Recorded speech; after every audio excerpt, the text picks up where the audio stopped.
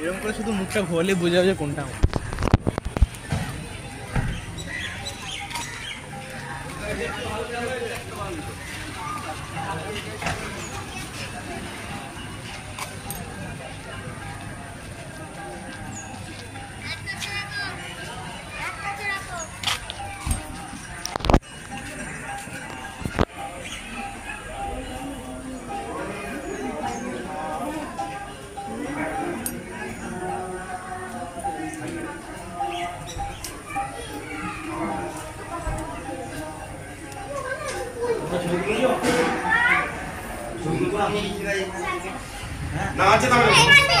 ছবি তুলিস না, ছবি তুলিস না।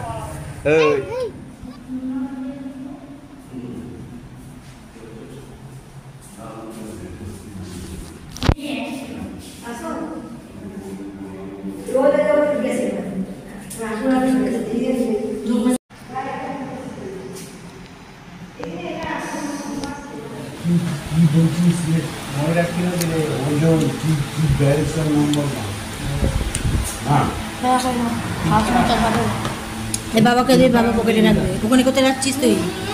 কিছু পড়ে যাবে এক্ষুনি। তো গতকাল রাতে গেছি, তো রাতে তো মানে প্রচণ্ড পরিমাণে রাস্তা খারাপ ছিল, সেই কারণে ঘুম হয়নি। আমি আর হাজব্যান্ড একদমই ঘুমোয়নি, শাশুড়ি মা আর ছেলে তবু ঘুমিয়েছে, কিন্তু আমি আর হাজব্যান্ড একদমই ঘুমোইনি।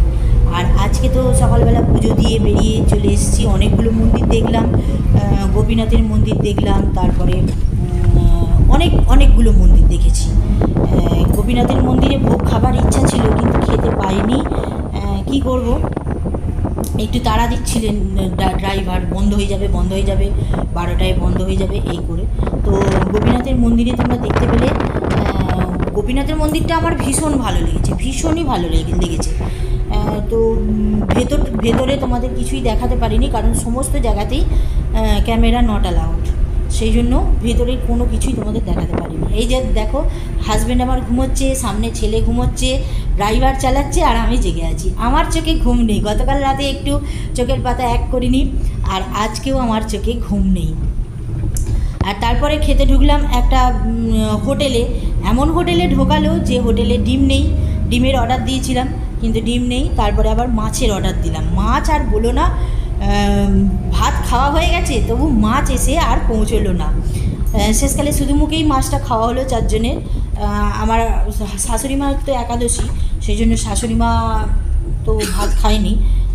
শুকনো জিনিস নিয়ে গিয়েছিলাম, কলা, মিষ্টি, চাল ভাজা এসব নিয়ে গিয়েছিলাম।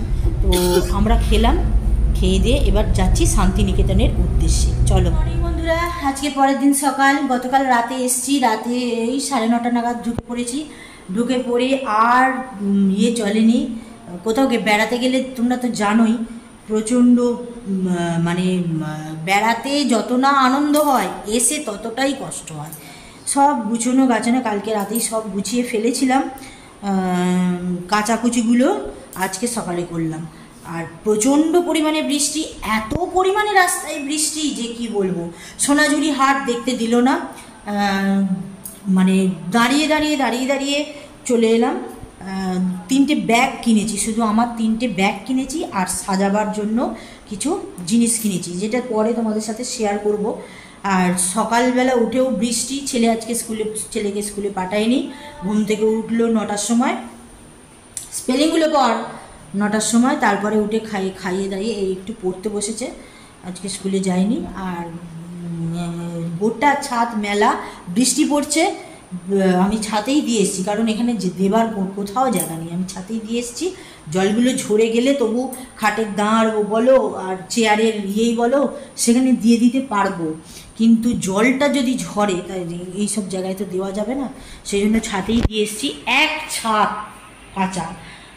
তারপরে বাসন মাজলাম। সকালবেলা উঠতে পারিনি, সকালে উঠেছি বলতে 8টা 10-এ উঠেছি। 8টা 10-এ উঠে হাজব্যান্ডকে চা করে দিলাম, খেয়ে দিয়ে ও চলে গেল অফিস।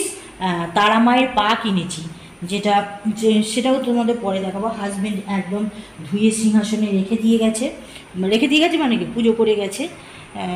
ওইটা আমার খুব ইচ্ছা ছিল, তারা মায়ের পা কিনবো, এনে পুজো করব। এখানেও যদিও পাওয়া যায়, কিন্তু তবুও যেখানে যাচ্ছি সেখানের একটা স্মৃতি, সেই জন্য কিনলাম। আর কিচ্ছু রান্না করবো বলতে ছেলেকে বলেছি শুধু ভাতে ভাত করবো, আর পারবো না, আবার তো বাসন মাজতে হবে।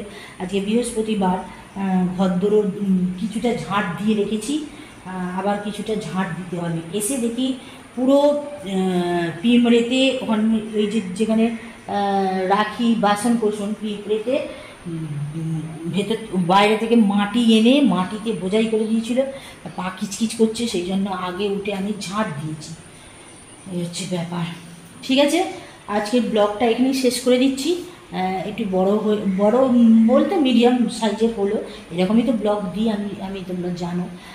আর একটা দেখাবো শান্তিনিকেতনের শুধু ব্লগ, যেটা আগামীকাল তোমরা পাবে, শুধু শান্তিনিকেতনের ব্লগ সেটা।